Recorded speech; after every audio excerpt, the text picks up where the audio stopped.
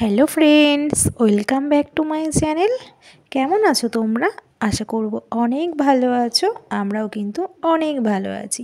শীতের সবজি গাজর দিয়ে আজ বানিয়ে নিলাম গাজরের পায়েস। তো চলো আজকের রেসিপিটা তোমাদের সঙ্গে শেয়ার করছি। আমরা বাড়িতে কিভাবে শীতের সবজিতে গাজরের পায়েস বানিয়েছি। খুবই সিম্পল একটি রেসিপি, কিন্তু খেতে কিন্তু অসাধারণ লাগে। আর শীতকালে তো খুবই ভালো লাগে গাজরের পায়েস খেতে। তো চলো আজকের ভিডিওটা একদম স্কিপ না করে পুরোটা দেখে নিও। তো দেখো, আমরা এখানে বড় বড় সাইজের দুটো গাজর নিয়েছি। গাজর দুটোকে আমরা এখন গ্রেট করে নেব। আমরা একটি ঘষণি দিয়ে ভালো করে গাজরগুলিকে ঘষে নেব। আমরা কিন্তু এখন ঘষণি দিয়ে গাজরগুলিকে ঘষে নিচ্ছি। আর এই ঘষণি দিয়ে করলে কিন্তু অনেক ঝিরিঝিরি হয় আর ভালো লাগে বেশ। এরকম করেই কিন্তু আমরা গাজরগুলিকে ঘষে নিয়েছি। তো দেখো, আমাদের গাজরগুলিকে ঘষে নেওয়া হয়ে গেছে। এবার কিন্তু আমরা কিছু ড্রাই ফ্রুটস টুকরো করে নেব। এদিকে আমরা একটি কড়াইতে 2 থেকে 3 চামচ মতন ঘি দিয়েছি। ঘিটা গরম হয়ে গেলে কিন্তু আমরা দিয়ে দেব কাজু কিশমিশ। কাজু কিশমিশ দিয়ে কিন্তু আমরা একটু ভালো করে ভাজা ভাজা করে নেব। বেশ লাল লাল করেই কিন্তু ভেজে নিতে হবে।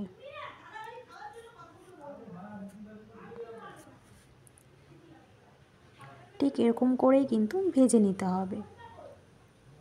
তো দেখো, আমাদের কিন্তু বেশ লাল লাল করে ভাজা হয়ে গেছে। এবার কিন্তু আমরা একটি বাটিতে কাজু কিশমিশগুলিকে তুলে নেব। এবার কিন্তু ওই ঘিয়ের মধ্যে আমরা গাজরগুলিকে হালকা করে ভেজে নেব।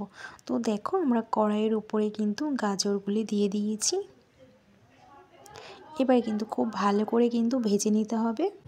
এবার কিন্তু গাজরের কালারটি একটু হালকা হয়ে গেলে আমরা কিন্তু ওর মধ্যে দিয়ে দেব দুধ।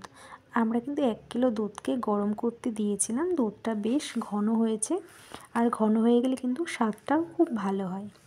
আমরা 1 কিলো দুধকে কিন্তু 750 করে নেব। বেশ ঘন হয়ে গেছে দুধটা। এবার কিন্তু আমরা গাজরের মধ্যে গরম দুধটাকে ঢেলে দেব।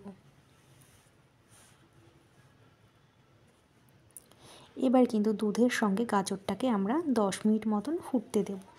খুব ভালো করে কিন্তু নাড়াচাড়া করে নিতে হবে। এবার কিন্তু আমরা ঢাকনা দিয়ে রাখব। 10 মিনিট বাদে কিন্তু আমরা ঢাকনা তুলে 3টি এলাচকে ভালো করে থেতো করে নিয়েছি। এবার গাজরের মধ্যে কিন্তু আমরা দিয়ে দেব। গাজরটাকে কিন্তু আমরা ঢাকনা দিয়ে ফুটিয়েছিলাম, এর জন্য কিন্তু গাজরটা কিন্তু বেশ নরম হয়ে গেছে। তো দেখো, এবার কিন্তু খুব ভালো করে আমরা নাড়াচাড়া করে নেব। এবার কিন্তু খুব ভালো করে নাড়াচাড়া করে নেওয়ার পর আমরা স্বাদের জন্য দেবো 1 চিমটি লবণ। লবণ দেওয়ার পর কিন্তু আমরা খুব ভালো করে একটু ফুটিয়ে নেব। আরও 5 মিনিট খুব ভালো করে ফুটিয়ে নেব।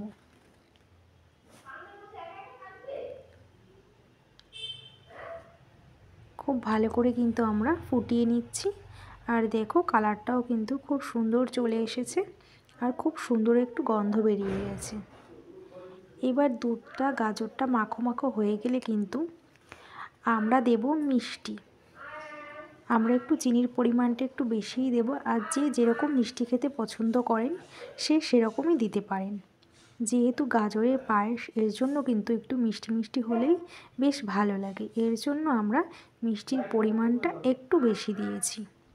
আমাদের পায়েসটা কিন্তু বেশ ঘন হয়ে গেছে।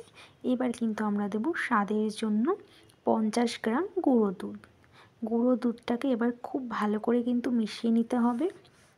আর এই গুঁড়ো দুধ দিলে কিন্তু খুব সুন্দর একটি স্বাদ আসে। খুব ভালো করে এবার আমরা খুন্তি দিয়ে নাড়াচাড়া করে নেব।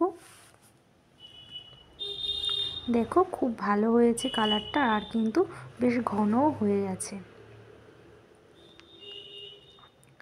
বেশ মাখো মাখো হয়ে যাওয়ার পর এবার কিন্তু আমরা দেব ভেজে রাখা কাজু কিশমিশ দিয়ে খুব ভালো করে কিন্তু আমরা নেড়ে চেড়ে ফেলব। খুব ভালো করে কিন্তু মিশিয়ে মিশিয়ে নাড়তে হবে।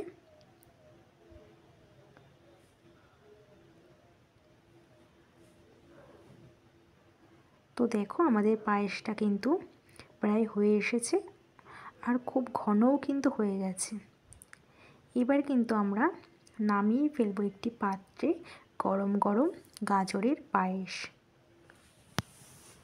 দেখো আমরা এখানে একটি বাটিতে গাজরের পায়েসটিকে নামিয়ে ফেলছি।